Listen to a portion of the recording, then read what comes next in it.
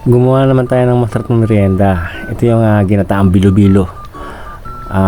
Masarap na merienda to, lalo ngayon napapanahon na Semana Santa. Kaya tara, gawin natin to.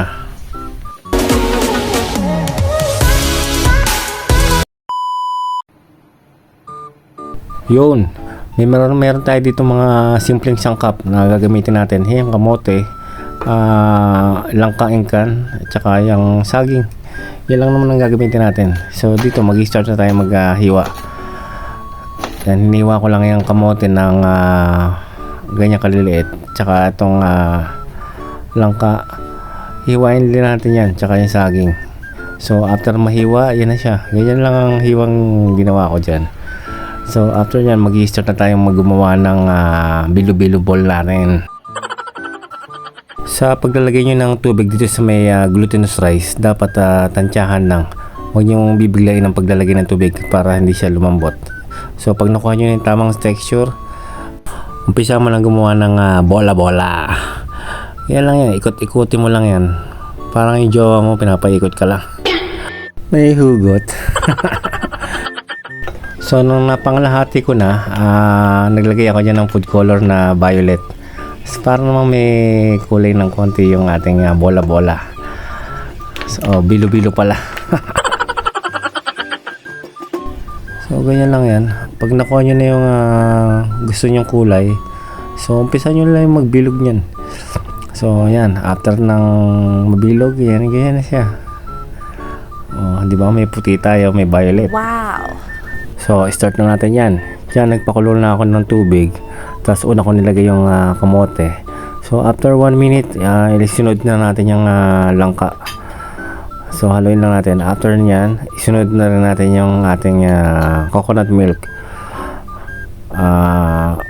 Dalawang lahat yung coconut milk na nilagay ko dyan. So ayan, nilagay ko na lahat. So total na 2 lata yung nailagay natin na coconut milk.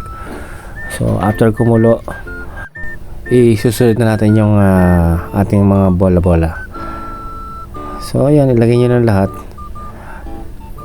Isa-isa nyo lang ang paglalagay para hindi siya mag-dikit-dikit.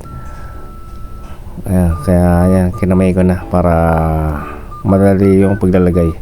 So huwag nyo kalimutang haluin. After nyan, susunod natin yung paglalagay ng sugar. Sa paglagay ng sugar, tansyahan lang. Nasa sa inyo kung gaano katamis yung gusto nyo sa inyong ginataang bilo-bilo.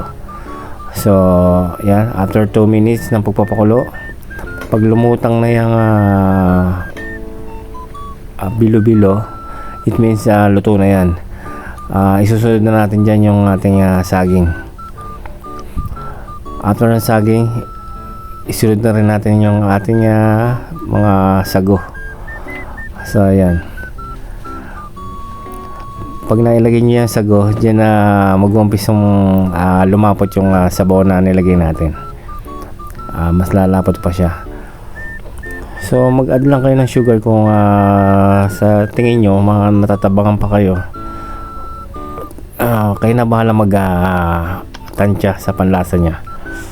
So after ng 2 minutes ulit ng pagpapakulo, ayan, ready na yan. Luto na ang ating ginataang bilo-bilo.